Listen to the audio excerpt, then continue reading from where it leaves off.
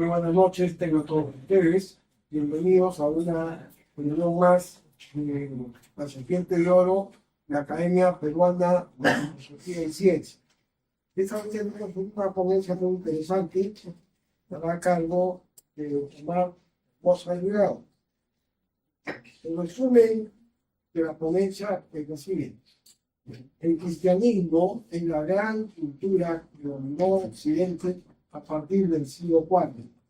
Estudiaremos sus orígenes que se encuentran de manera indirecta en el Jesús histórico y más directa en un complejo sincretismo de décadas después de su ejecución por sedición contra la Roma lenocesa.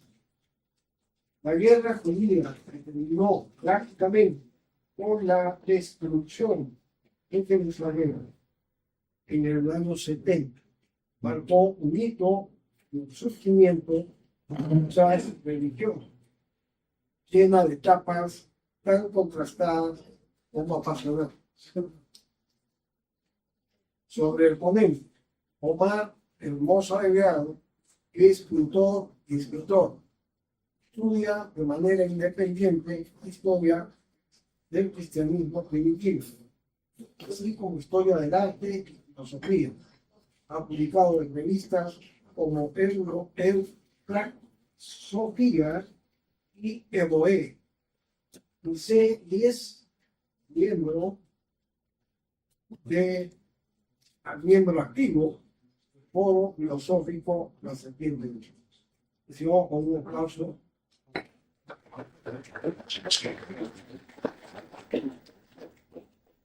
Muchas gracias. Quizás se preguntarán por qué un pintor va a tocar un tema que debería ser en realidad transmitido por la academia. No soy un experto, pero sí veo a algunos de ellos como Antonio Piñero, Eugenio Gómez Segura, Bart Ehrman o Fernando Bermejo Rubio. No, entonces yo voy a transmitir lo mejor que pueda esta información que es académica, la cual va a haber un tema que nos involucra a todos, porque sin importar cuál sea la postura de cada persona, sean creyentes, agnósticos u ateos, absolutamente todos somos cristianos culturales.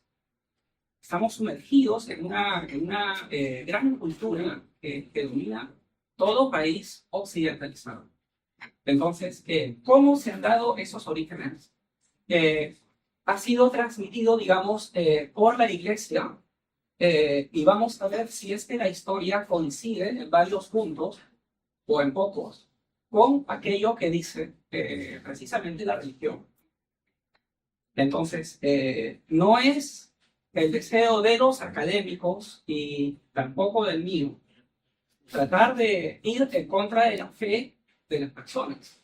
Si hay, digamos, algunas afirmaciones que no coinciden con la fe, no hay, digamos, como les repito, ninguna intención de ir contra ellos.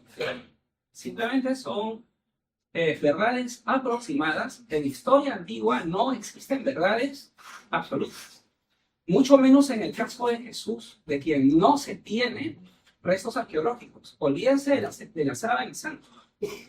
Ya en los años 80 han hecho pruebas por carbono 14 y digo que es del medioevo, así que olvídense de eso.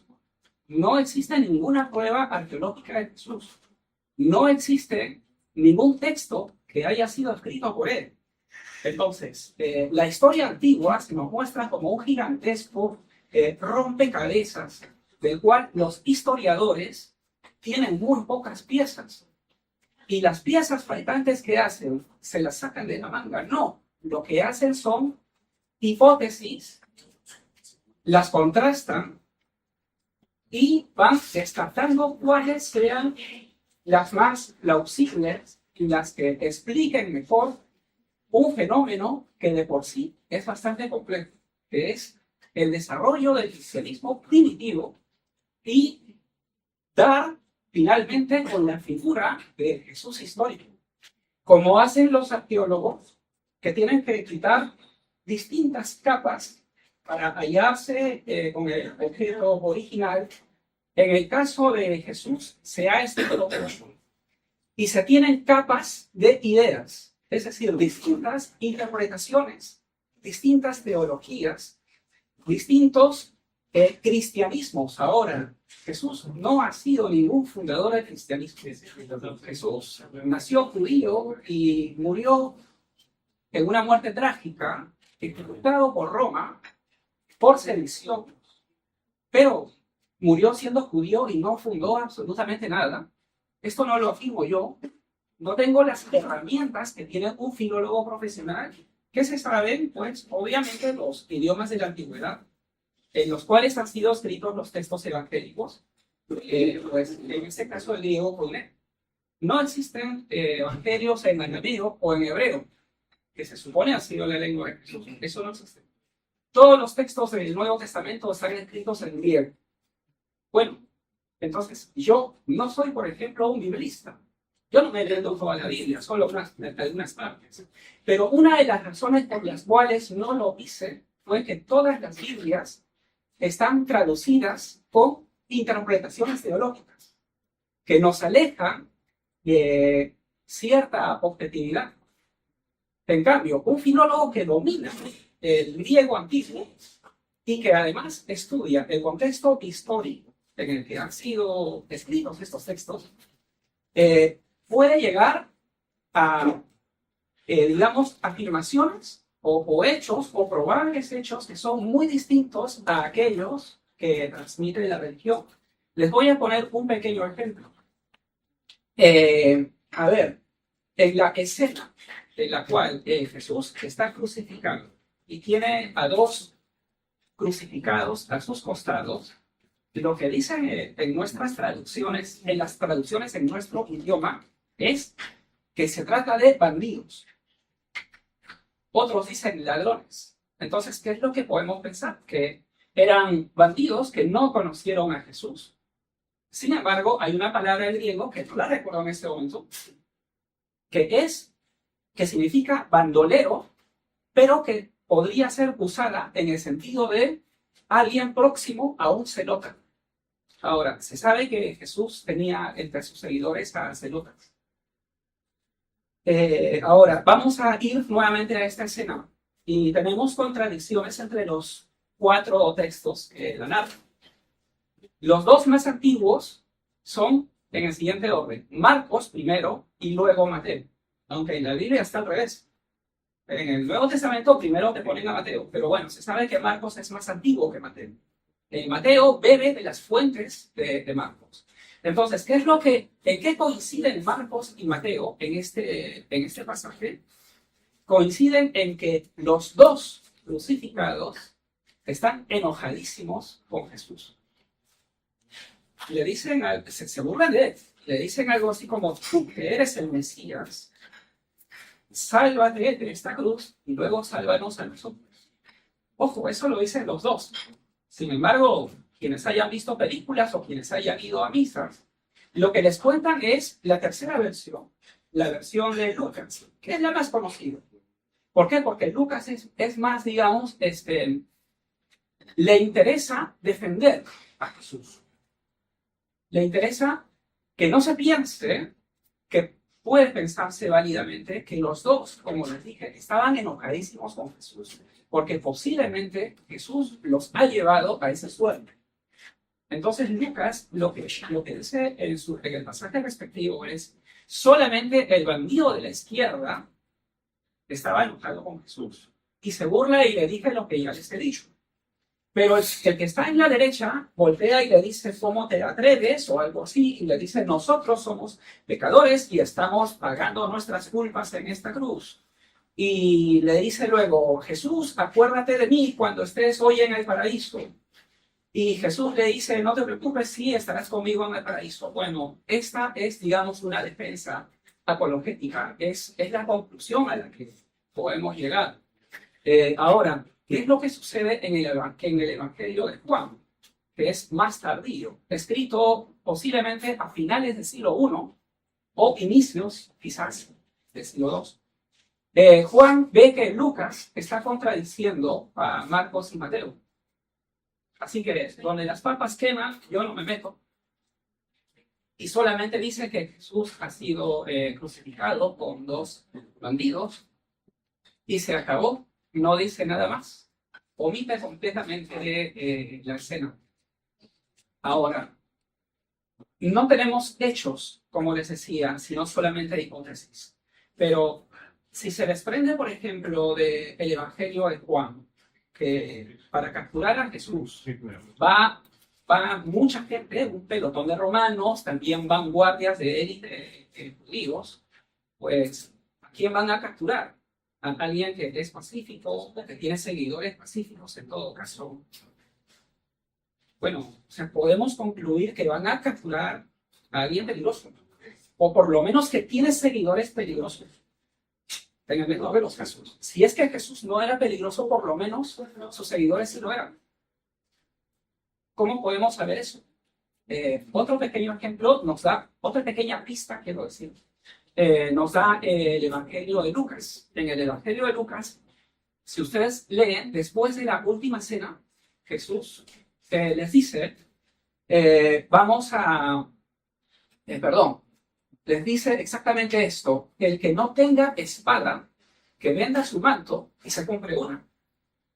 Es decir, está llevando a gente armada al Monte de los Olivos, donde va a ser capturado. Sí. Entonces, es por algo que han salido a capturar. Ahora, ¿qué es lo que sucede? Que cuando los evangelistas escriben, tenían una influencia teológica de Pablo de Tarso. Ahora, bueno, luego vamos a hablar de Pablo de Tarso. Pero en el momento en que escriben, teniendo ya esas influencias, y ahora Pablo de Tarso idealiza a Jesús. Pablo de Tarso no conoció en persona a Jesús, ¿no? Pero Pablo, digamos, se nutre de la cultura que él tenía. Pablo de Tarso, a diferencia de Jesús, no era un judío del interior del país. Pablo de Tarso era, bueno, de una ciudad cosmopolita llamada Tarso de Cilicia, en donde abundaba por ejemplo, las religiones de misterio, abundaban temas de filosofía griega. Era una ciudad muy de avanzar. Era como decir que aquí en Sudamérica, pues, estemos en Buenos Aires. Mientras que Jesús, de repente, era algo así como de Puno, era de los Punes. Ahora, hay una enorme diferencia entre ambos personajes y su prédica. Jesús, sostienen los investigadores que les he mencionado, que era un judío apocalíptico y antirromano. Tenía una prédica antirromana.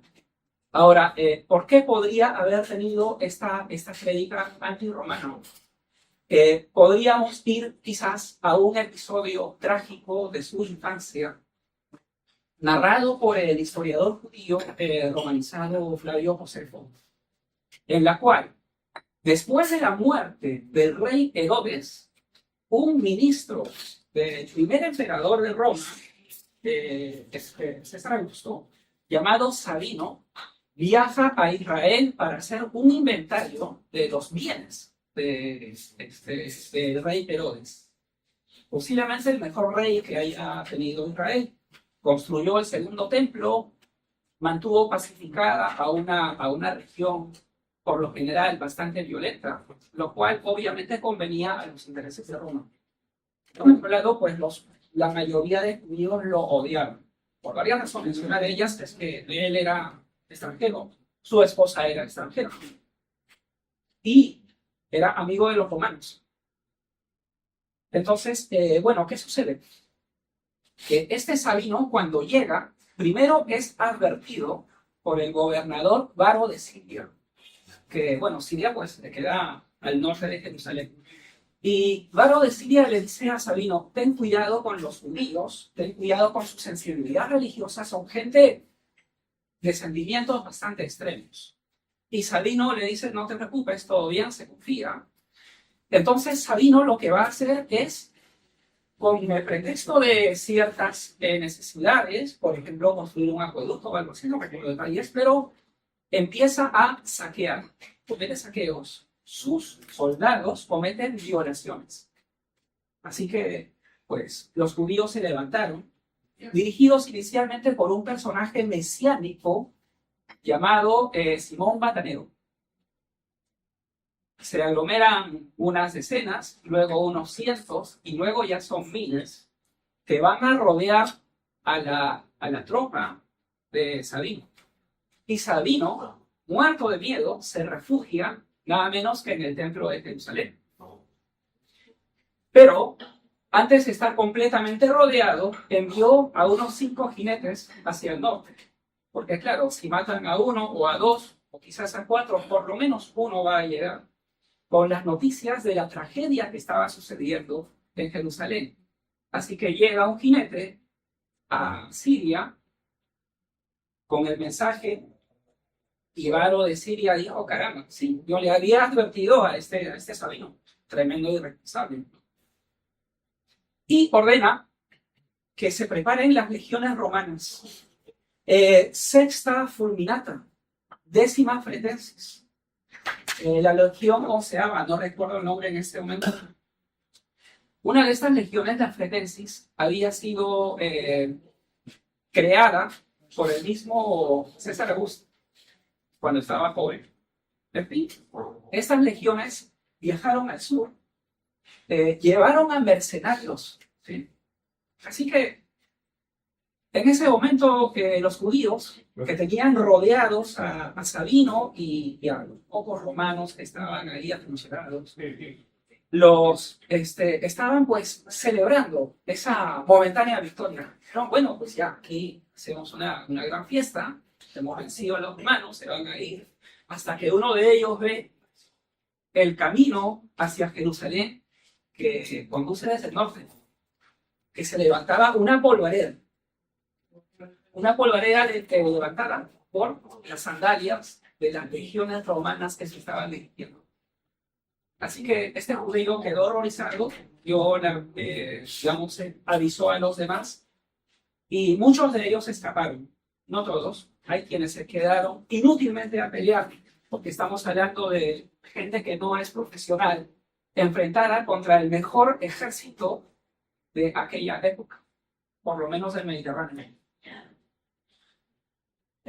Hubo naturalmente una masacre de parte de los romanos. Tardaron aproximadamente 2 meses en capturar a los judíos que habían escapado. Hasta que una mañana los caminos que llegan a Jerusalén amanecieron con cruces. Cerca de 2.000 crucificados. Esta tragedia, posiblemente, quizás Jesús estaba muy pequeñito, pero es probable que ciertos vecinos suyos, el papá de algún amiguito suyo, o quizás incluso algunos familiares, hayan sido crucificados. Estamos hablando de cerca de 2.000 judíos crucificados. Entonces Jesús, esto es lo que yo pienso personalmente, pues crece con un natural sentimiento antirromano. ¿Quiénes eran los extranjeros para Jesús? ¿Quiénes eran los soldados romanos? Bueno, gente que mantenía oprimida a la población de Israel, que crucificaban a gente a cada rato, o que los apaleaban en otros momentos. Pero la infancia de Pablo de Tarso, y volvemos aquí a Pablo de Tarso, era sumamente distinto. Porque Pablo de Tarso, como les dije, vivía en una ciudad de avanzada. Y sus amiguitos no eran gente que crucificaban, sino que eran griegos, estudiantes romanos, posiblemente, hablaban de filosofía. Él era judío, sí, pero era un hombre de 2 mundos. Tenía una amplia cultura. Él bebía, posiblemente en su inconsciente se fueron almacenando ideas griegas. Y esto va a ser muy importante en las interpretaciones místicas que va a tener Pablo de Tarso, que son muy personales y muy originales dentro del judaísmo. Porque Pablo de Tarso, ojo, nunca fue cristiano. sino que nace judío, al igual que Jesús, también muere siendo judío. Bueno, Mario Sabán es otro estudioso, tiene un argumento muy interesante. Él dice, bueno, si es que Pablo de Tarso habría querido crear una religión distinta, entonces no habría aceptado que los judíos, para perdonarlo, lo azoten 39 veces más una. Él aceptó ese castigo. Entonces, ese es uno de los indicativos de que Pablo de Tarso jamás abandonó su judaísmo. Lo que sucede es que el judaísmo en aquella época tenía una pluralidad enorme. Es más, hay un chiste entre estudiosos, que es algo así como, en donde hay dos judíos, existen tres opiniones, ¿no? Entonces, ¿qué es lo que sucede con Pablo de Tarso? ¿Qué es aquello que debe Pablo de Tarso? Les voy a citar ahora un texto, ¿sí?, que tiene que ver con las religiones del misterio. O sea, ¿qué era la salvación para los judíos? ¿Y qué era la salvación para quienes más adelante van a ser los cristianos? La salvación para los cristianos se parece mucho más a la salvación de las culturas paganas que a la salvación de los judíos. Uno de los argumentos es que para los judíos, por lo menos para los más ortodoxos, era que necesariamente tenía que haber una circuncisión, que tenían que seguir todas las leyes de Moisés, y que si habían extranjeros que judaizaban, tenían que circuncidarse, pero que se salvaban a medias. Bueno, eso es teología judía, que se salvaban a medias, porque los judíos nacidos de familia judía, sí, una vez que llegue el fin del mundo, porque claro, estaban convencidos que ahí en el siglo I, Yahvé iba a poner los pies en el monte de los olivos, iba a enviar a su Mesías, y el Mesías iba a desplegar unos ejércitos celestiales que iban a aniquilar a los enemigos de Israel. Los enemigos de Israel eran los romanos. Así que quien estuviera con este tipo de prédicas, obviamente se ganaba la enemistad de los romanos. Y eso es lo que finalmente sucedió con Jesús. Pero ¿qué sucede con Pablo de Tarso? Él dice que para que llegue ese fin del mundo, esta es una tesis de Antonio Piñero en su libro Guía para entender a Pablo de Tarso. Que Pablo piensa que para que pueda darse ese fin del mundo, Israel tiene que ser padre de numerosos pueblos. ¿Y qué significa? O sea, ¿cómo puede ser Israel padre de numerosos pueblos? Y Pablo de Tarso piensa, bueno, numerosos pueblos se tienen que convertir al judaísmo. Pero qué difícil es convencerles. Es muy difícil convencerles. Pero ¿qué pasa si Pablo de Tarso, yo no creo que lo haya hecho conscientemente, adrede, pero que sí inconscientemente fue forjando en su propia interpretación acerca de la muerte de Jesús un sincretismo religioso nutrido gracias al paganismo, gracias a las religiones de misterio, gracias al orfismo, gracias a las ideas que se tenían sobre Dioniso Baco. Y ahora vamos con un breve texto, ¿sí? A ver, bueno, según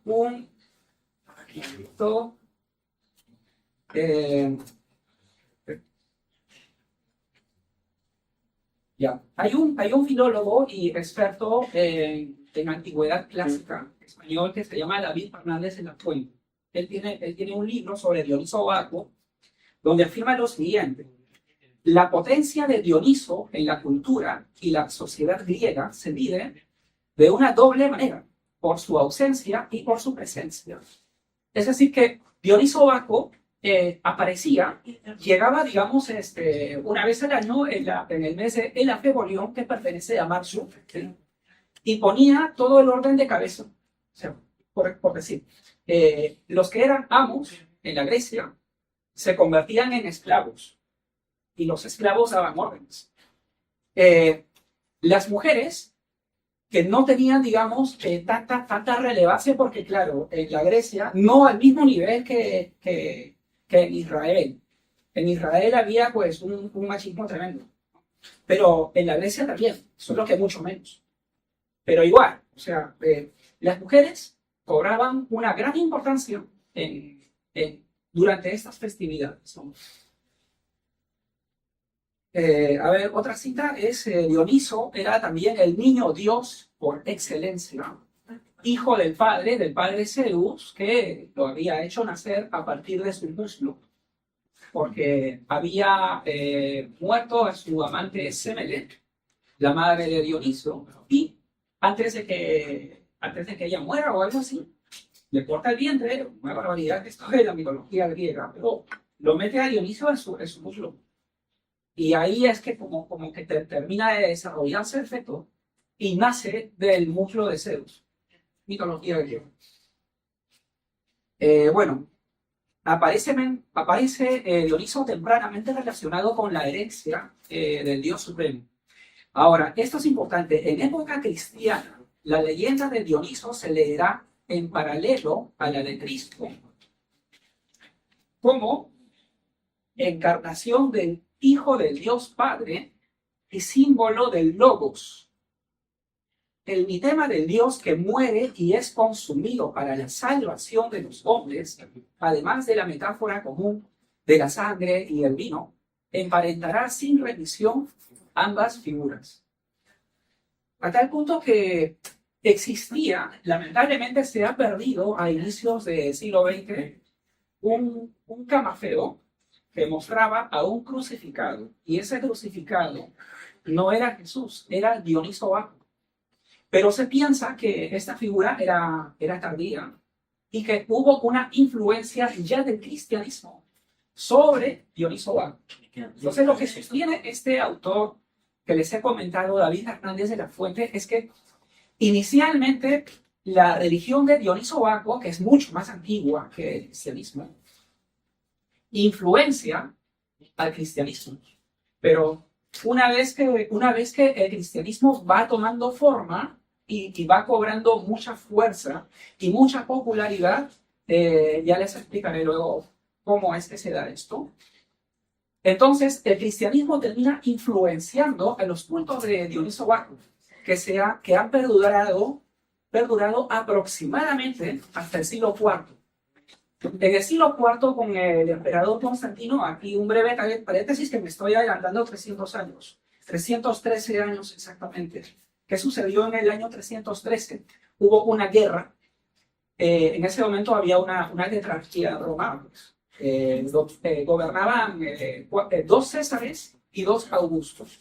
Se trataba de Diocleciano, Maximino Daria, Constantino, y el otro me van a disculpar, pero recordarlo luego. El tema es que hubo un momento en el que primero muere Diocleciano y Constantino se alía con su cuñado contra Maximino Daria, y se da lo que para Karl-Heinz Deschner es la primera guerra de religión propiamente dicha, en el sentido que Constantino, por primera vez en la historia de Roma, cambia los estandartes, la SPQR la reemplaza por un símbolo cristiano.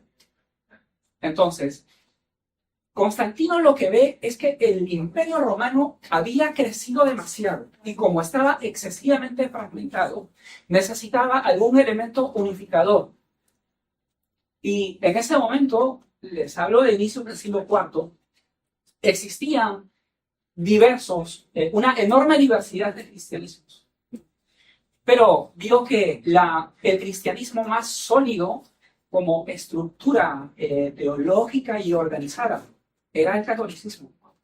Así que hace tratos con algunos de ellos y de alguna manera dice, bueno, esta ideología me va a servir para gobernar. Ahora, Constantino, mucho antes que los papas, se hace llamar el vicario de Cristo. Es decir, el que toma las decisiones en el universo es Dios. Luego vengo yo, que soy luego viene Cristo si quieren. Luego vengo yo, que soy el vicario de Cristo. Y luego ya vienen los sacerdotes católicos. quienes tienen que hacer proskinesis en griego, es decir, arrodillarse. Así que, bueno, mucho antes que los papas, como les decía, el vicario de Cristo era Constantino, su palabra era la ley. Así que luego de esa guerra en la cual pierde Maximino Daia reivindicaba al mundo clásico. Él estaba con Marte. El grito de la guerra era, pues, por Marte. Entonces, Maximino Daia pierde la guerra y luego de eso, Constantino, quiero decir, el cristianismo por primera vez se ve con poder. Ahora, no cualquier cristianismo, sino solamente ciertas facciones de la Iglesia Católica. Entonces, ¿qué es lo que sucede hoy en día si a ciertas milicias radicales musulmanas les das poder? Que empiezan a perseguir a quienes piensan distinto. Y eso es lo que pasó. Así que lo más probable es que la religión de Dioniso Baco, que esto yo todavía no lo he revisado, haya desaparecido aproximadamente en el siglo IV, junto con muchas otras religiones. De lo que sí estoy absolutamente seguro, espero recordar exactamente la cita, en todo caso es aproximada, que cuando el emperador Juliano, que ha sido un hombre magnífico, un emperador sumamente sabio, era un filósofo y una persona que además defendía tempranamente ideas de libertad. Él decía, bueno, a ver, el catolicismo va a dejar de ser, de ser casi la religión oficial, que todavía no lo era. El catolicismo se convierte en la religión oficial del Imperio Romano recién hacia el año 380, con el emperador Teodosio, a través del edicto de Tesalónica. En ese edicto ordena perseguir a quienes no crean en el cristianismo. Dice algo así como, y quienes no crean en Dios Padre Todopoderoso, en su Hijo Jesucristo y todo esto, serán perseguidos por la justicia divina y por la justicia terrenal. Así que, bueno, las persecuciones empeoran a partir de Teodosio. Pero las persecuciones ya se habían iniciado, como les dije, en la época de Constantino. ¿Y qué sucede? Les decía, porque digamos, el emperador Juliano viene después de el hijo de Constantino, que era Constantino II. Constantino II era el tío de Juliano. Asesinó a su familia porque no quería rivales en el trono. No asesinó a este niño Juliano porque este niño Juliano era muy especial. Tenía una enorme espontaneidad, una gran simpatía y una gran inteligencia también. No lo asesinó. Dijo, pero por si acaso le voy a poner de tutor a un sacerdote que se pintaba los labios con henna, que es un tinte morado oscuro, violeta oscuro, y ese sacerdote le prohibía a Juliano leer filosofía. Pero bueno, más fue la curiosidad de un filósofo innato, así que él se las arreglaba. Logra escapar y Juliano empieza a beber de lo que ya estaba quedando de la filosofía griega, que como les dije ya estaban comenzando a ser perseguidos. Habían templos paganos que habían sido destruidos y las imágenes de los dioses que estaban con joyas, bueno, las joyas fueron expoliadas. Y fue todo eso utilizado para enriquecer las iglesias cristianas que se construyeron. Bueno, esto es triste, pero es historia. No es exactamente una crítica, porque la religión es así. Hasta el día de hoy los musulmanes han visto cómo están destruyendo los monumentos de culturas antiguas. Bueno, lo mismo ha sucedido. Hay infinidad de imágenes, esculturas griegas, por ejemplo, una Venus que tiene una cruz marcada en la frente. Estatuas sin cabezas, o que les han cortado los miembros viriles. Eso lo hicieron incluso en el Renacimiento. A Miguel Ángel, cuando pinta la Capilla Sistina, el Papa ordenó, pero que claro, que pintó a todos desnudos. Pero claro, pues, la mojigatería, digamos, la moral no puede permitir que el mismo Cristo, hasta el mismo Cristo estaba desnudo. Y la pintaron encima, ¿no? Pero bueno, si es que hoy en día en redes sociales vemos que muchas obras de arte que están siendo censuradas, menos nos va a extrañar que eso sucedía siglos atrás. Entonces, lo que sucede es que cuando Juliano toma el poder, le gana la guerra a su primo Constantino II, empezó a poner las cosas en orden. Un narrador de la época, no recuerdo si era exactamente historiador, llamado Labieno, describe que se veía por todos lados barcos devolviendo aquello que había sido expoliado. Se reconstruyeron templos cristianos. Renació la educación griega, que prácticamente había sido prohibida. Pero no solamente los paganos fueron beneficiados, sino también los judíos. Juliano ordenó y les dio dinero a los judíos para que reconstruyeran su templo. El templo que había sido bárbaramente destruido en el año 70 por las tropas de Tito. En el año 70. Entonces, bueno, los judíos estaban reconstruyendo su templo, de lo más felices cuando de pronto sucede un incendio. Y viajan y buscan a Juliano, pero lamentablemente Juliano había muerto. Juliano estuvo apenas cerca de 2 años en el poder. Y a pesar de eso, fue una luz en la antigüedad.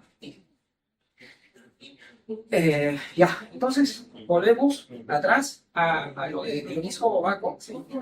Porque hay algunas citas interesantes. Esto, como les decía, va a determinar o va a influenciar a lo que más tarde va a ser la teología cristiana, pero que posiblemente primero influencia a Pablo de Tarso, por lo menos inconscientemente.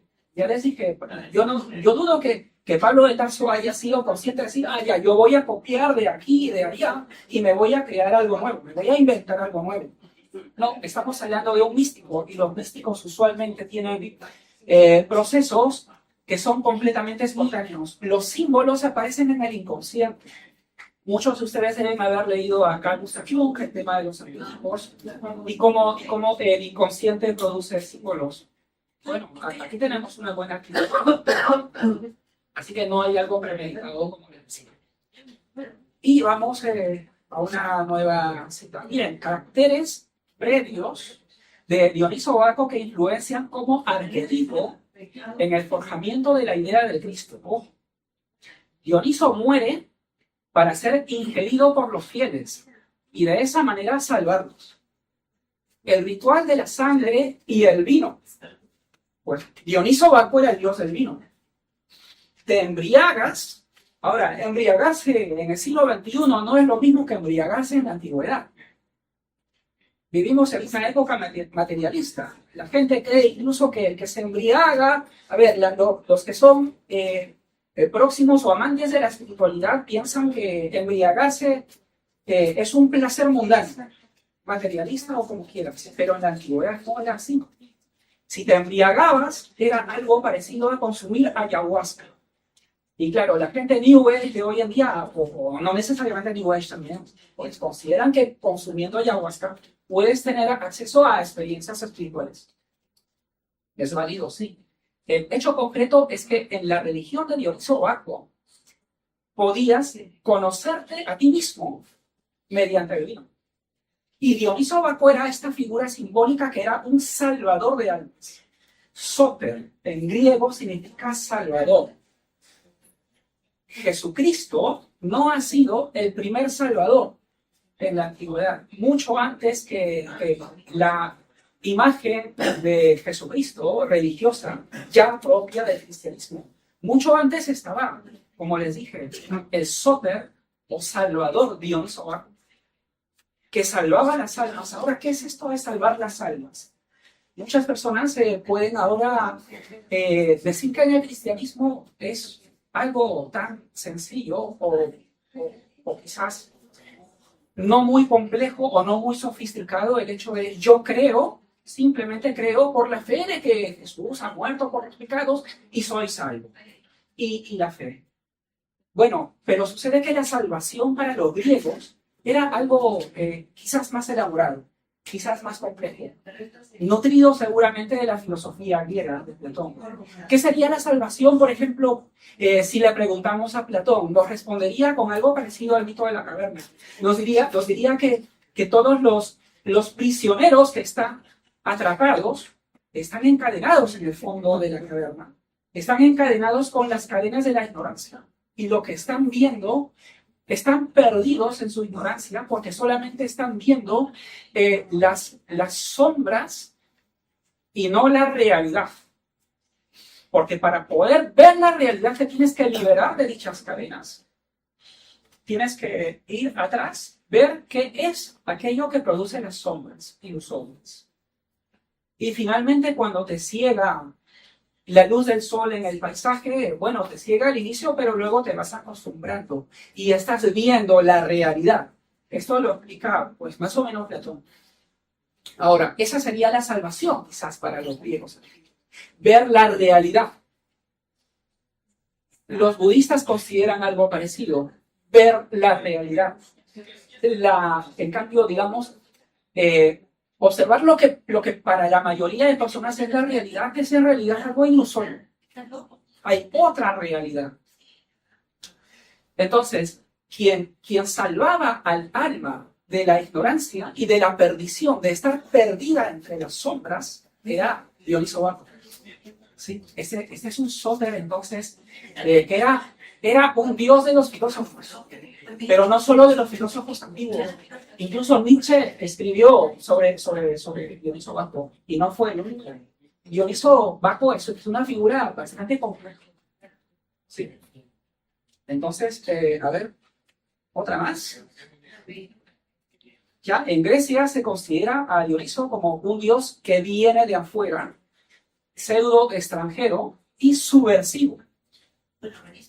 Pervierte el orden mediante la bebida y la paideia. A su vez, cuando altera la conciencia, acerca al ser humano hacia lo divino. Lo transforma y lo salva. Lo que ya les he explicado, bueno, acá lo explica este historiador. Bueno, Dioniso es un dios de las mujeres. Ojo, Jesús también era bastante popular en la iglesia. Ahora, claro, luego vienen los negacionistas, o sea, quienes creen que Jesús no ha existido. Y dicen, miren, qué parecido. Entonces Jesús es una copia de Dioniso Baco. Es una copia de Mitra, es una copia de las religiones antiguas, de los dioses solares, etc. Bueno, hay varios argumentos para refutar a estos negacionistas que tienen más una postura de antemano, usualmente atea, decir, Dios no existe. Pero como Jesús está identificado con Dios, entonces tampoco me conviene que Jesús exista. No lo van a decir, pero en el fondo están diciendo eso. Jesús no existe porque Dios no existe.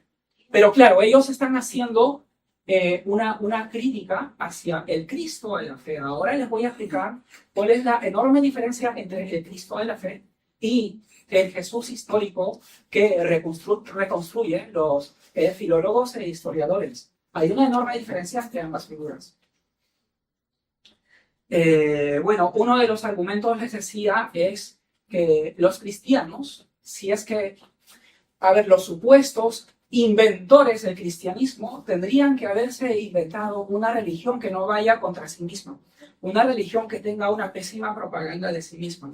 Tendrían que haber inventado a un personaje mucho más coherente, no a una persona que es derrotada en una cruz. No tendría, si quieren inventar a un salvador de almas que es pacífico, bueno, entonces tendrían que jamás se les había ocurrido poner en Lucas esa escena que ya les he comentado, el que no tenga su espada, que venda su manto y se compre una. ¿No? Entonces, o sea, hay muchos pasajes que nos muestran que Jesús tenía una prédica y que tenía seguidores que eran armados. y que tenía una prédica antirromana. Y que si a cualquier persona creyente le preguntan por qué ha muerto Jesús, bueno, pues desde la fe les va a dar una respuesta teológica: ha muerto por nuestros pecados. Pero bueno, esa es una respuesta teológica que está bien, yo la... Pero a mí me convence más la respuesta que dan los historiadores teólogos, que muere por sedición contra Roma. Veamos, en este pasaje del Domingo de Ramos, Jesús imita al rey David y para burlarse de otros reyes no va a entrar a Jerusalén montado en un corcel, sino en un pollino, que es un burro cachorro. Entra montado en un burro y la gente le dice: salve, rey de los judíos. Bueno, eso es crimen de lesa majestad. Es ahí donde prácticamente Jesús firma su sentencia de muerte. Otra cosa más, si es que, bueno, pues vamos a creer que Jesús ha muerto por los pecados, si esa es la razón, claro, parecería absurdo que en la leyenda que está en la parte superior de la cruz tendría que decir algo parecido: este es Jesús quien voluntariamente muere por los pecados para salvar a toda la humanidad. Pero ¿qué es lo que dice? INRI, que más adelante pues van a crear resumirlo. INRI significa Iesus Nazarenus Rex Judaeorum. Es decir, Jesús, este es Jesús el Nazareno, el rey de los judíos. Claro, los romanos lo hicieron como burla, porque se burlaron de un rey que no tenía ejército, pero que sin embargo o se autoproclama o por lo menos lo proclamaron rey. Lo proclamaban rey de los judíos. Pero como les dije, eso era crimen de lesa majestad. Entonces, y bueno, también hay razones que llevaban a que en Roma sean tan duros con quienes se autoproclamaran rey sin el permiso de César Augusto ni de Tiberio César, los dos primeros emperadores, rey en provincias conquistadas. Sucede que en la época del primer triunvirato de Roma, que era el mayor de todos y por mucho tiempo el más fuerte, Cneo Pompeyo Magno, un militar triunfador, que fue precisamente aquel que aproximadamente en el año 54 antes de Cristo, o antes de la era común como quieran, invade Israel. El segundo en edad era Marco Craso. Y el menor de todos, uno muy famoso, era Julio César. Bueno, el mayor, Cneo Pompeyo Magno, ya tuvo triunfos. Luego Julio César tuvo una guerra en las Galias que duró aproximadamente 8 años. Y Marco Craso pensó: bueno, yo tengo que tener también mi triunfo. A ver, voy a elegir algún enemigo. Bueno, eligió muy mal. Eligió a los partos. Era un imperio tremendamente peligroso. Así que le advirtieron, pero él cometió un craso error. Entonces, no. Y de ahí seguramente viene la frase, por eso hay que confirmarlo luego. Y se va contra los partos y es derrotado. Y los partos le echan oro líquido en la garganta. Así que, bueno, para Roma, hacer una guerra contra los partos sale demasiado caro. Y sucede que el imperio parto colindaba al sureste con Israel.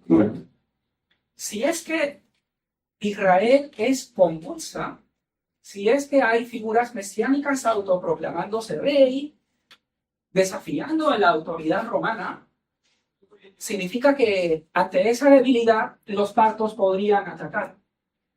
Así que Israel tiene que ser gobernada con mano dura. Y de eso primero se encargó el que les dije que quizás ha sido el rey más importante de la historia de Israel, que fue Herodes el Grande. Herodes tenía una mano dura, durísima. Si es que había algunos rebeldes por ahí, eran apaleados, eran acuchillados, en fin. Y era amigo de César Augusto. Pero después de que muere Herodes el Grande, empiezan a surgir ciertos grupos llamados, primero, bueno, sicarios, sicarios no tiene nada que ver con el significado que se le da hoy, que es un asesino a sueldo. Los sicarios de aquella época tenían una ideología antirromana. Se llamaban sicarios porque eran portadores de un arma llamada sicario.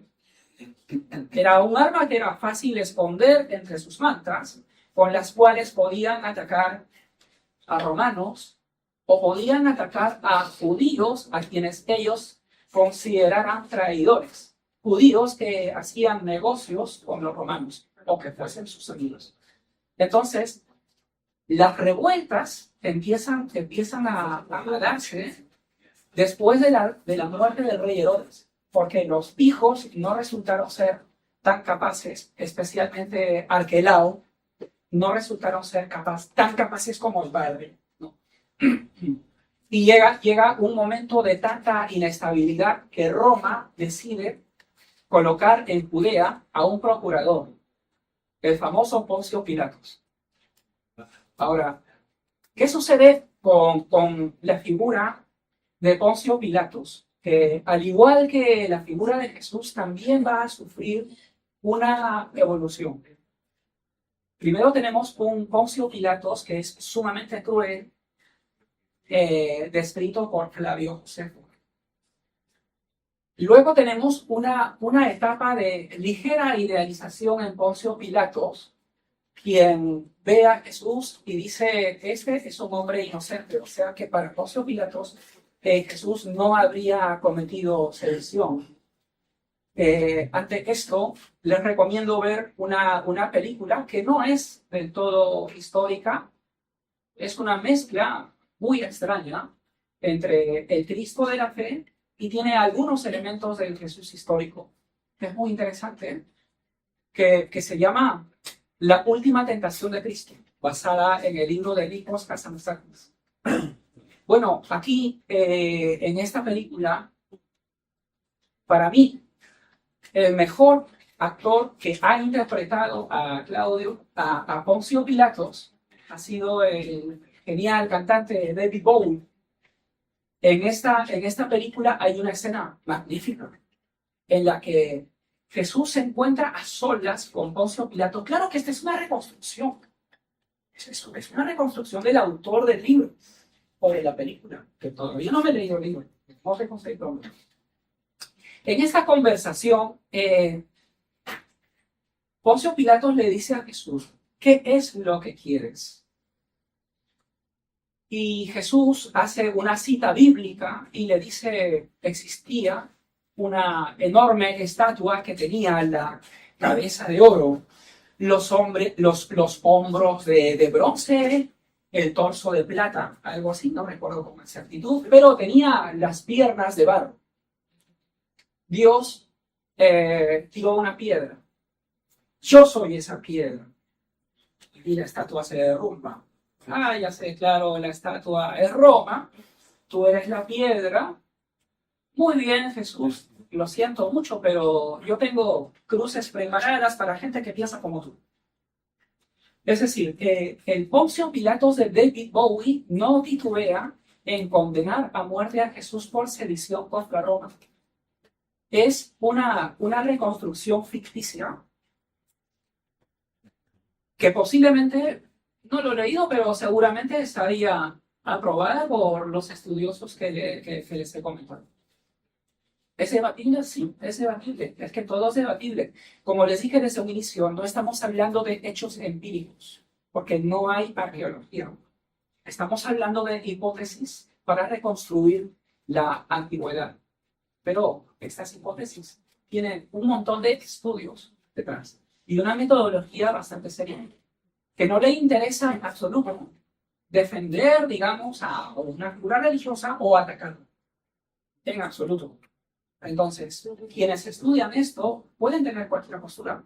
Pueden ser ateos, pueden ser creyentes. Claro, si son creyentes tienen que llevar su cristianismo a otro nivel, digamos, a un nivel simbólico.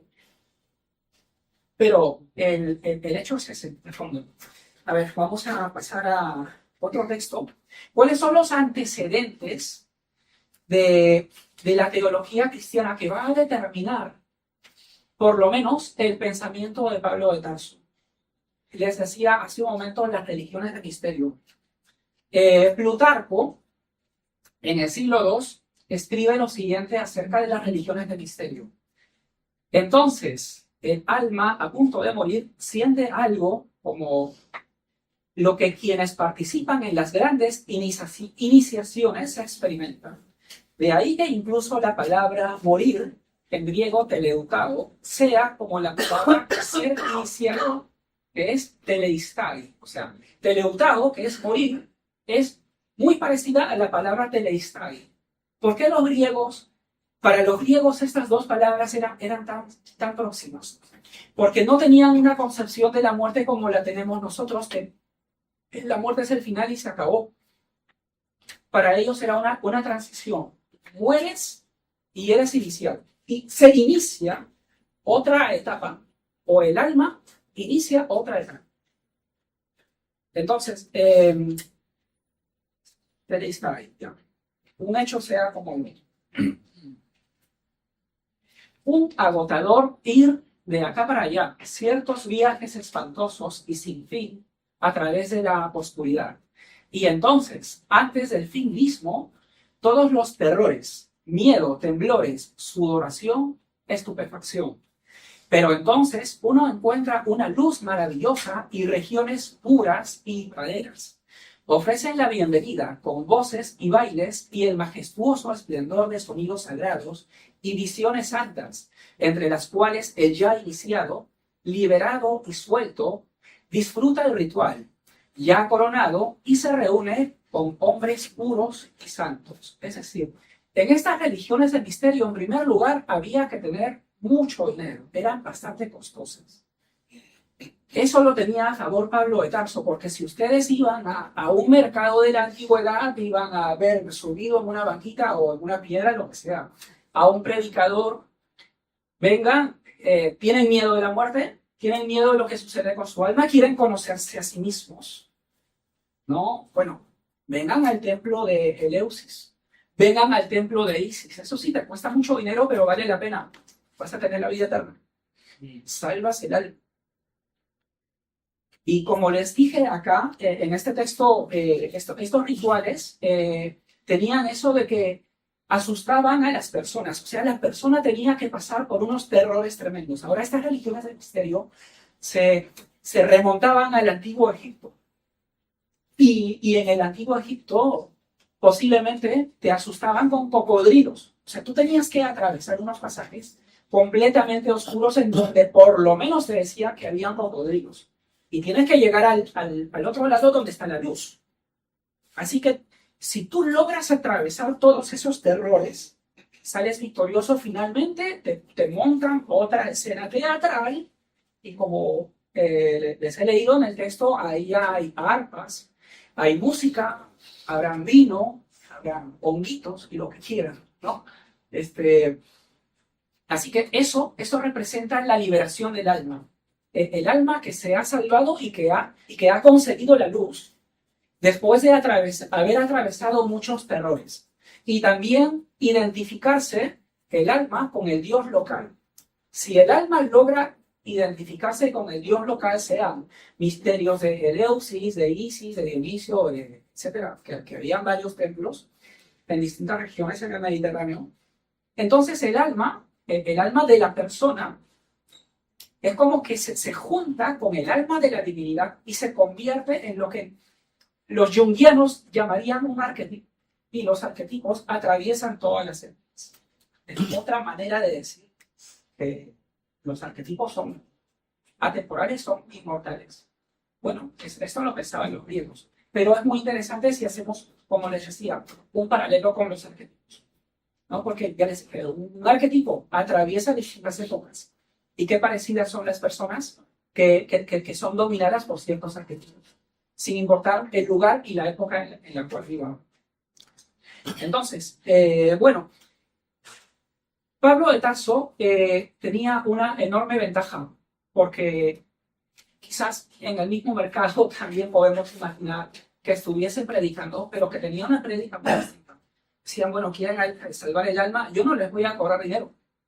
Solamente tienes que tener una fe en que Jesús ha muerto por tus pecados, o sea, no lo decían, pero es casi como si nos dijera que es el nuevo barco, que muere y resucita. Que si tú ingieres el vino, en el caso de Baco, te salvas. Es un ritual. Bueno, más adelante en el cristianismo se tiene que bebes el vino como este tema de la Eucaristía. Y es un elemento muy importante dentro del proceso de la salvación del alma cristiana. Bueno, entonces, y les decía además a los paganos, no se tienen que circuncidar. No es necesario que lo hagan. Basta con que tengan esta fe en que Jesús es el Cristo. Pero ojo, como les dije, esto no es todavía cristianismo. El cristianismo en sí es un fenómeno que va surgiendo poco a poco. Es muy difícil poner un hito y decir, antes de esto no había y después de esto sí. Porque es como un organismo que evoluciona, o una especie si quieren.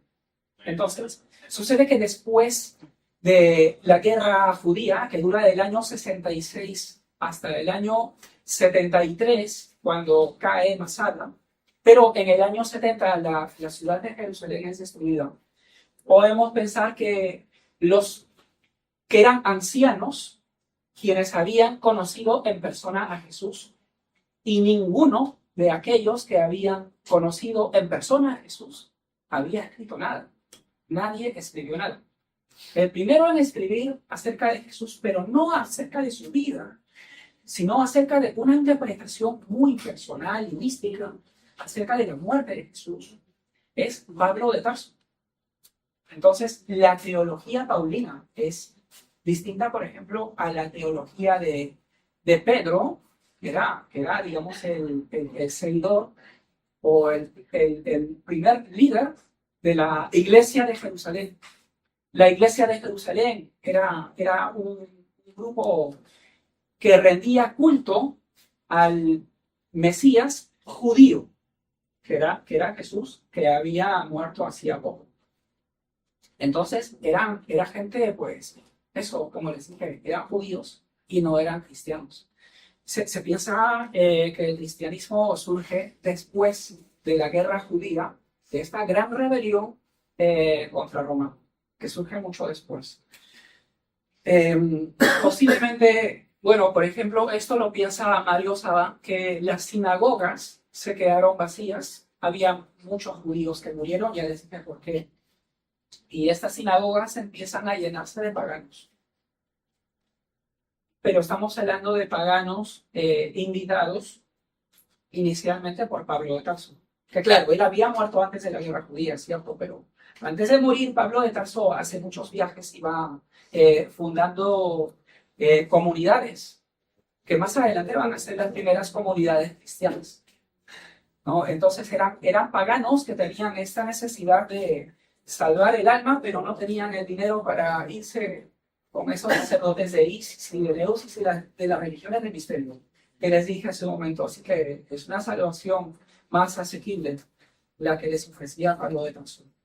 Así que cada persona tiene un mundo intelectual que aportar, unas reflexiones propias, y lo que se piensa, bueno, al menos esto lo afirma Antonio Piñero, que van surgiendo no uno, sino varios cristianismos a raíz de la prédica de Pablo de Tarso en distintas comunidades.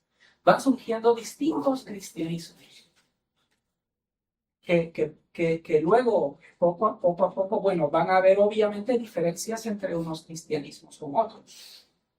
Y va a haber también una voluntad de unificar a estos cristianismos, y donde va a haber un núcleo más fuerte, que va a ser una gran iglesia cristiana, posiblemente hacia finales del siglo I, inicios del siglo II, que poco a poco va evolucionando, y por ejemplo, hacia finales del siglo II se tiene ya las primeras ideas de la Trinidad.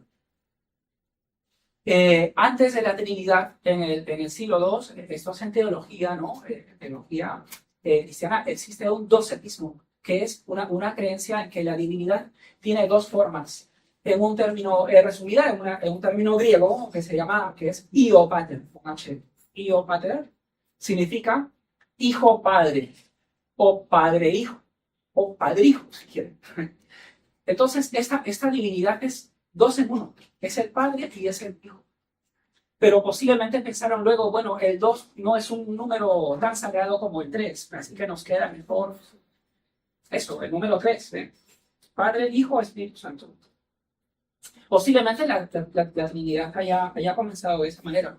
Lo cierto es que los debates trinitarios, que son complejos, duran algunos siglos y más o menos la forma final se va a dar recién hacia el siglo IV o quizás hacia el siglo V.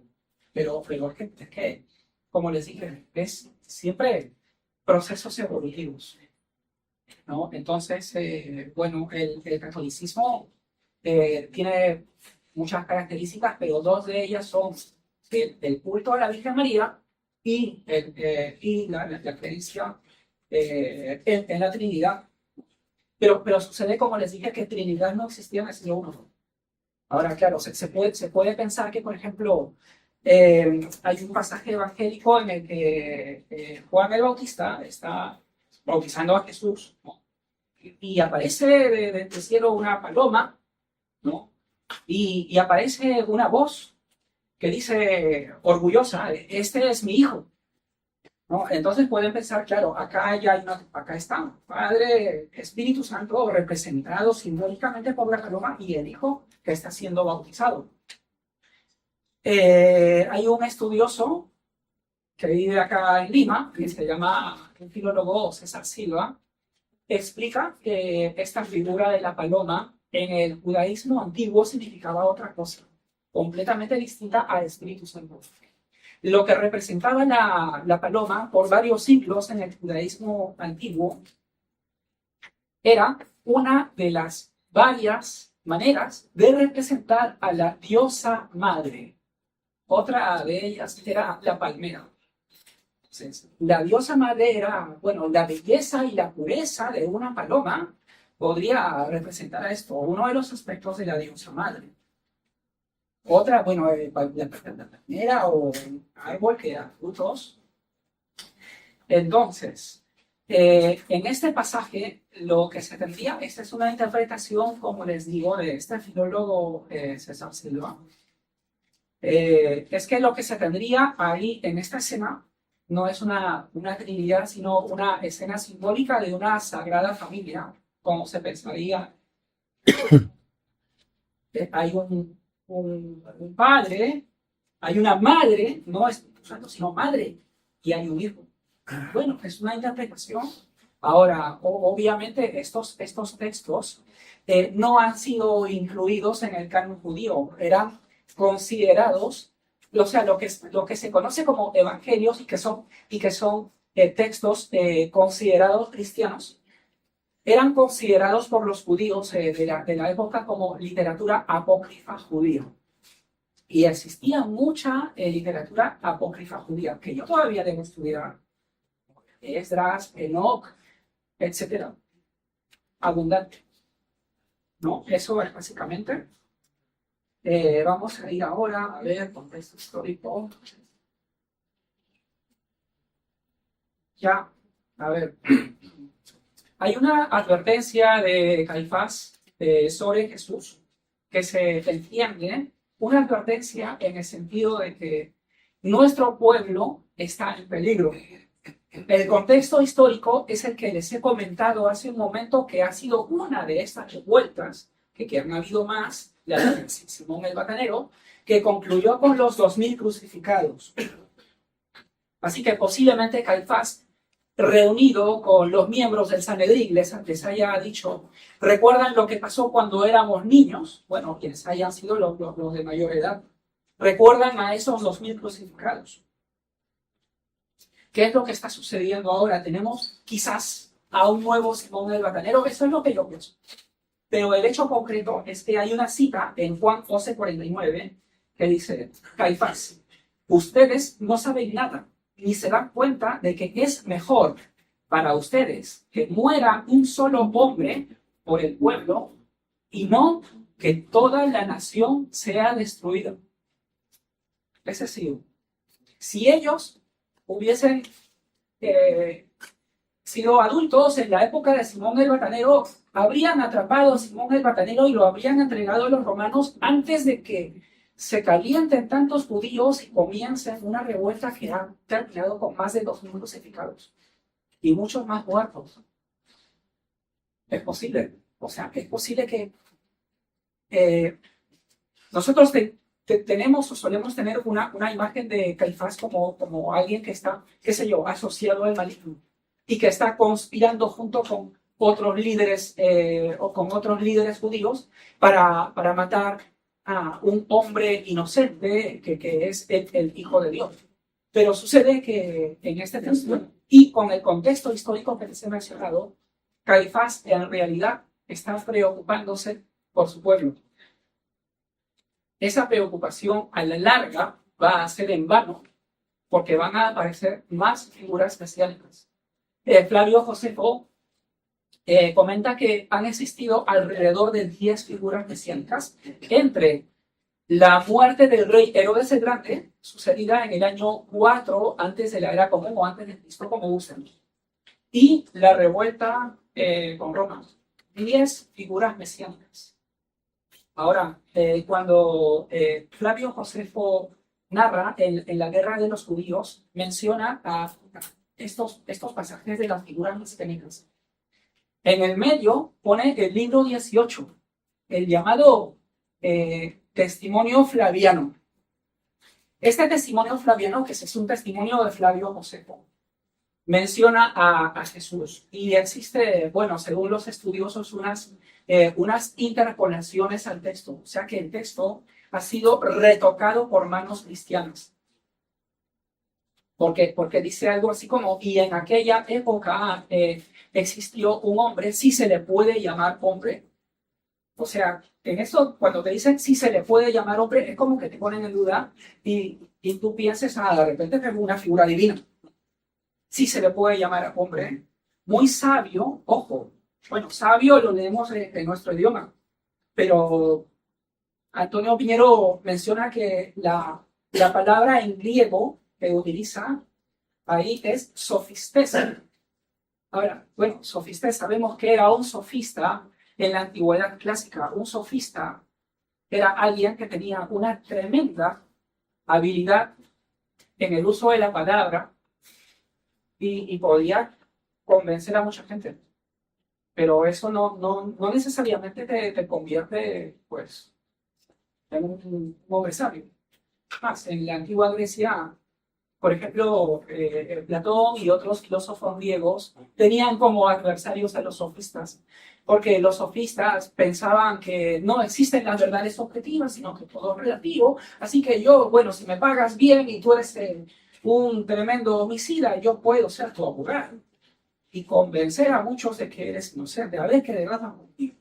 El sofista tiene unas habilidades tremendas. Bueno, yo no estoy diciendo exactamente que Jesús haya sido un sofista, pero por lo menos Flavio Josefo, cuando lo escribe, sí utiliza ese término.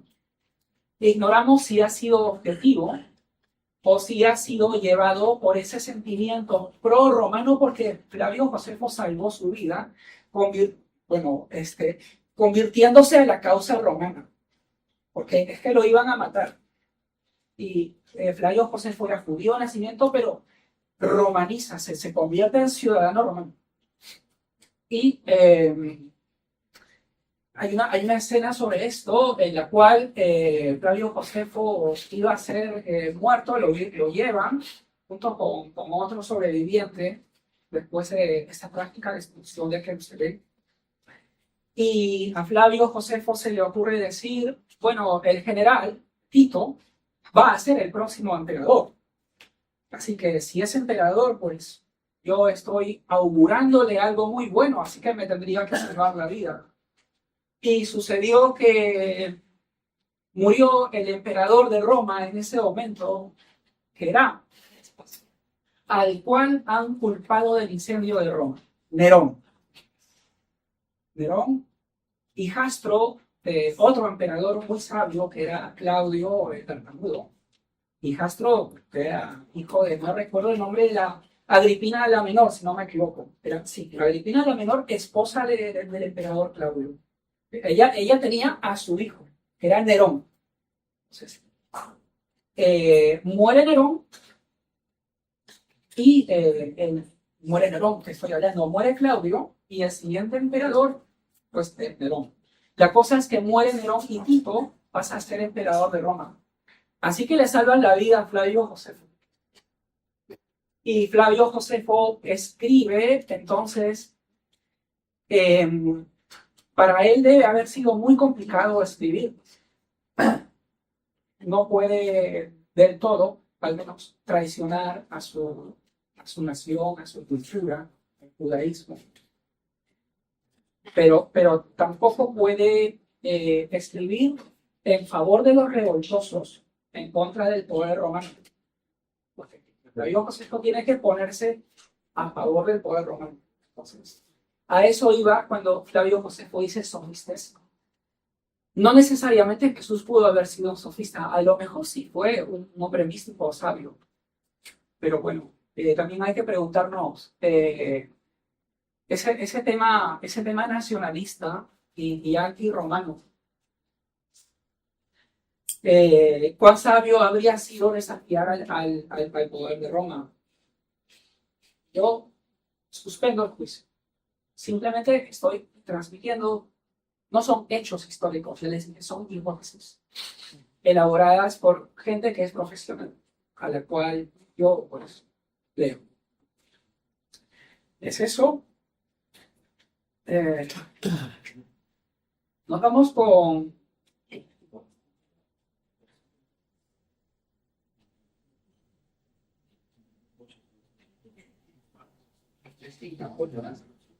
Sí. Sí, no tengo la llave. Sí, nomás, nomás. Claro, bueno, y les decía hace un momento que Poncio Pilatos, al igual que Jesús, también tiene una etapa evolutiva. Pero antes de esta etapa evolutiva de Poncio Pilatos, les voy a hablar de una etapa evolutiva de Jesús. En el siglo II se escribe, por ejemplo, un evangelio que se llama el Evangelio de Judas, que ha sido descubierto posiblemente en los años 70, según la National Geographic, estuvo escondido cerca de 30 años en una bóveda en Nueva York, se hizo trizas porque no se sabía de qué se trataba, hasta que más o menos hacia el año 2005, la National Geographic, si no me equivoco, compra los manuscritos, van a hacer un tremendo trabajo de restauración y se encuentran con lo que les dije, que es el Evangelio de Judas. Entonces, hay una escena muy interesante en la cual, por ejemplo, que están los judíos, los discípulos de Jesús, reunidos celebrando uno de sus rituales. Y en unos, no recuerdo si es en ese o en otro evangelio, donde dice que Jesús a veces se aparecía como un niño. Y qué interesante suena esto. A veces se presentaba como un niño. Que si lo tomamos literal, quiere decir que a veces tomaba la forma literal de un niño. No necesariamente. Podríamos interpretar que si se presentaba como un niño, es decir, que tendría a veces la espontaneidad y el humor espontáneo de un niño, o la creatividad y la curiosidad de un niño. O sea, alguien que no está respetando las costumbres rígidas de los adultos. Entonces, en esta escena, Jesús llega y se burla, se ríe, y los discípulos se ponen muy serios. Y dicen, pero maestro, ¿por qué te ríes de algo que para nosotros es sagrado? Y de pronto se pone como un adulto, se pone muy serio. Y Jesús les dice, ustedes no se están dirigiendo al verdadero Dios. ¿Quién de ustedes es capaz de conocer al ser que está en su interior, ponerse de pie y mirarme directo al rostro. Todos dijeron, tenemos el valor, pero ninguno de ellos se levantó, hasta que se levanta uno, que es Judas. Se levanta Judas, pero no le mira al rostro a Jesús. Esto, bueno, para mí es muy simple. Significa que los discípulos estaban en un nivel espiritual inferior, los que no se levantaron, es decir, que solamente siguen rituales. Pero el que se levanta significa que tiene una aproximación hacia aquello que conoce el revelador.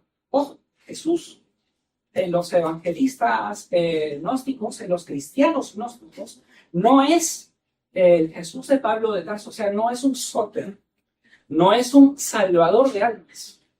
Este Jesús es un iluminador, es un revelador. Es distinto, un revelador. Eso es un revelador de verdades de Dios, ¿no? Bien. Entonces, Judas no le mira al rostro a Jesús porque posiblemente no está, o él considera al menos humildemente que no está al mismo nivel de Jesús. Y Jesús luego le dice, Judas, vente aparte a donde no nos puedan escuchar, que estos no van a entender. Ahora, ojo, los gnósticos eran algo así como elitistas. Decían, bueno, nosotros tenemos un conocimiento superior.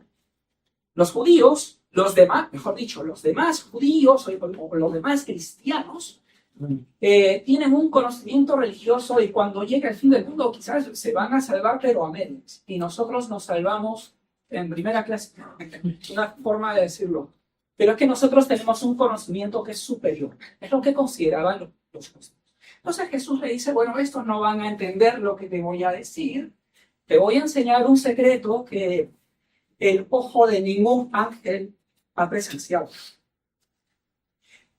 Pero antes, tú tienes que liberar a mi alma que está encerrada en mi cuerpo. Acá también hay una influencia de ciertas ideas, quizás vulgarizadas, de Platón, en cuanto a cierto dualismo del cuerpo y del alma que está encerrada en el cuerpo. Entonces Jesús le dice a Judas, mi alma está encerrada en mi cuerpo y tú debes liberarla. ¿Cómo hago eso, maestro? Bueno, me tienes que entregar a mis enemigos y ellos se van a encargar de eso. Pero no, que me van a odiar por los siglos de los siglos. Bueno, esa es tu tarea.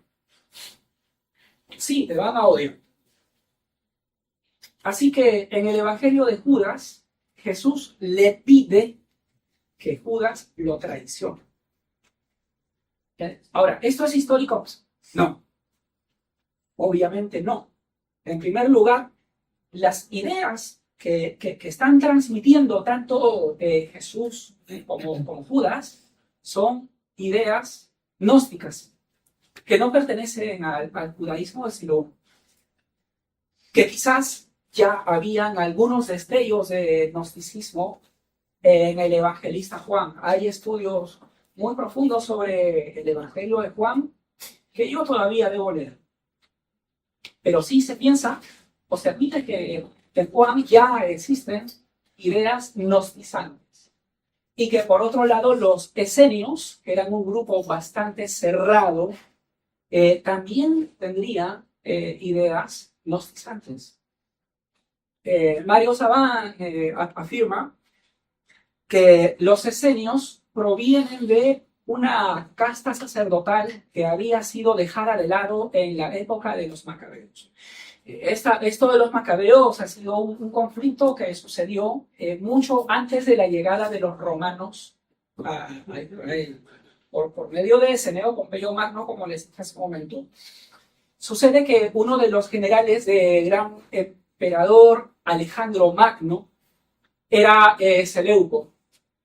Y cada uno de sus generales, porque claro, Alejandro Magno no tenía hijos, cada uno de sus generales había formado pues una dinastía. Estaban los Ptolomeos, por ejemplo, de donde proviene Cleopatra, de donde más adelante van a ser Cleopatra, ¿no? están entonces los Seleucidas. Y estos Seleucidas, estos griegos Seleucidas, habían invadido Israel. Entonces, bueno, se levantan los hermanos Macabeo en contra de los Seleucidas, de estos griegos. Ganan la guerra, porque si no me equivoco, ellos a su vez tenían sus conflictos con los romanos. El hecho es que cuando toman el poder, los macabeos ponen a sus propios sacerdotes. Y esta casta sacerdotal, bueno, seguramente muchos de ellos fueron asesinados. En todo caso, los sobrevivientes o unos descendientes de ellos se habrían ido al desierto, dando lugar a la secta judía de los esenios. Y bueno, al menos Mario Sabán piensa que Jesús era un poco más próximo a los esenios y que quizás también era algo próximo a los fariseos.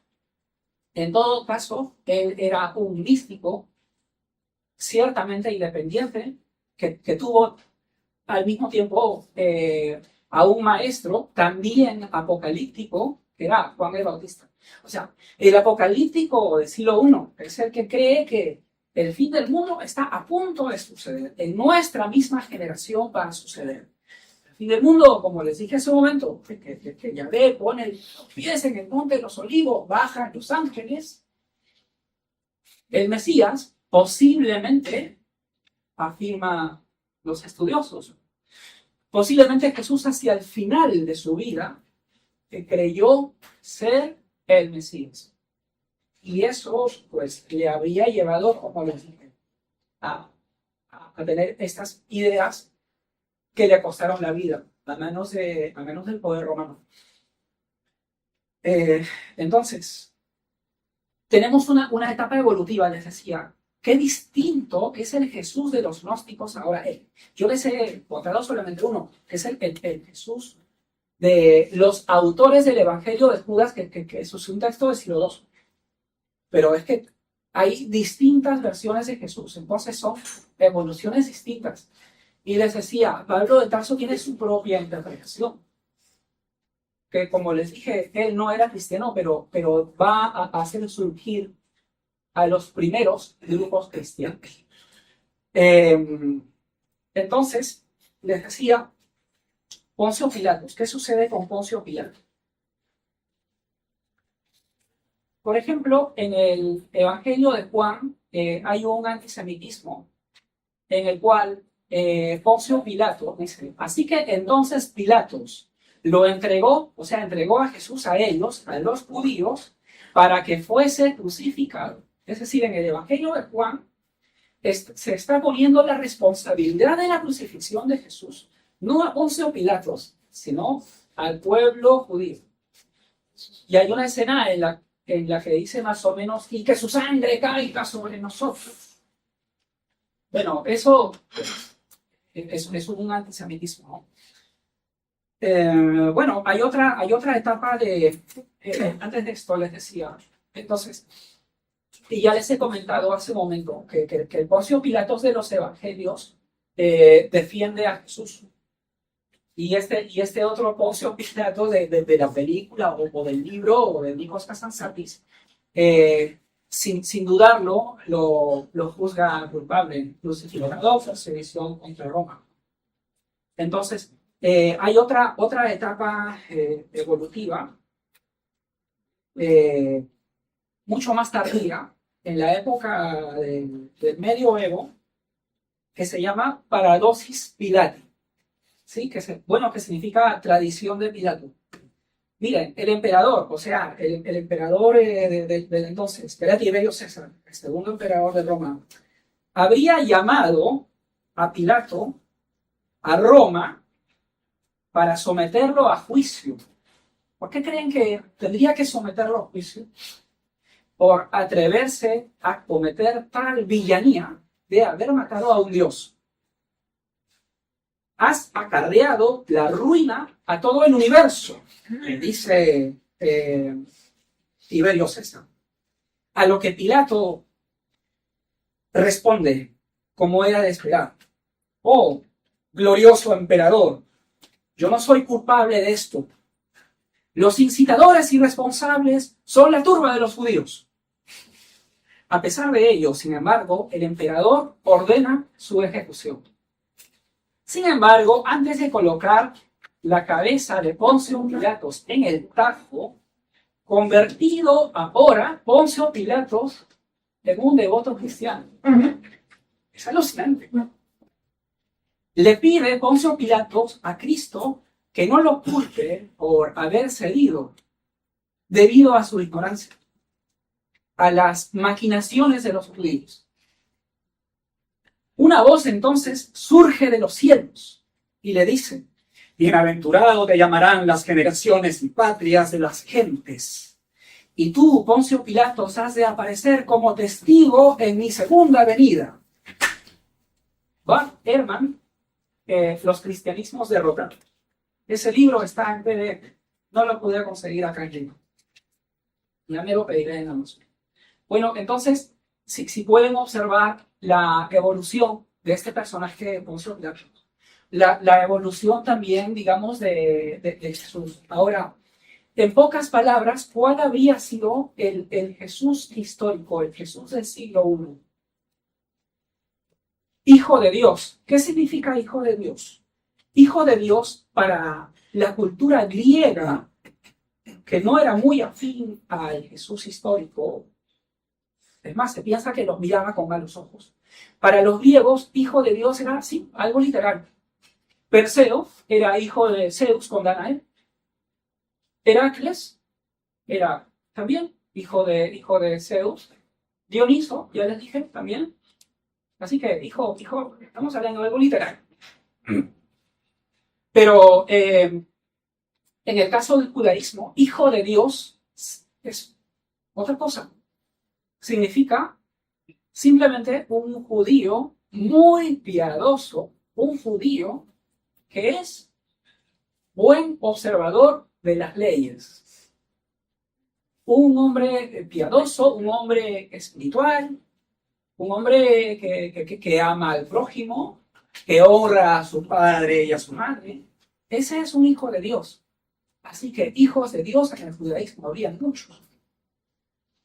Pero, como les dije, en el cristianismo ya es una religión que surge a finales del siglo II o inicios del siglo I.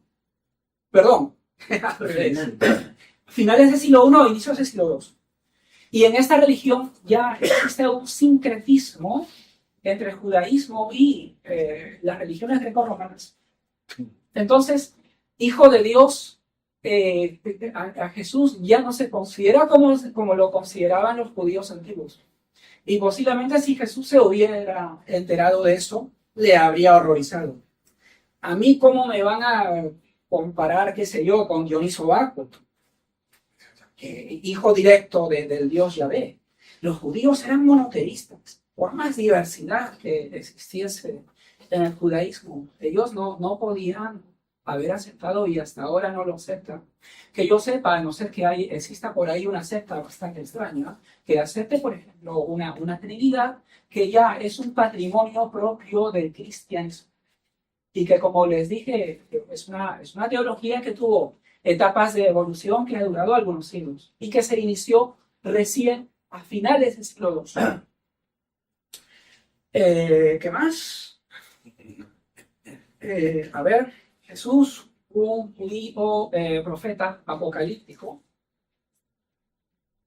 Ya, acá, por ejemplo, hay un pequeño indicio de que Jesús era apocalíptico. En el Evangelio de Marcos 14:22 dice: de cierto os digo que no beberé más del fruto de la vid hasta aquel día en que lo beba nuevo en el reino de Dios. Esto lo dice en el contexto de la llamada última cena.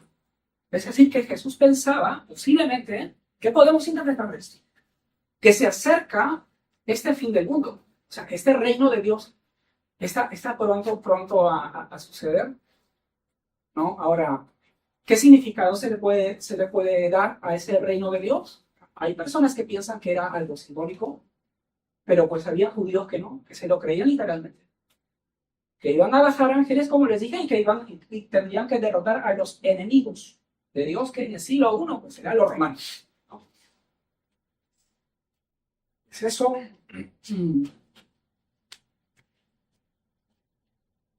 Pero, sí, bueno, creo que hasta ahí ya estaría bien. Está bien. Muy bien, ¿cuál es tu...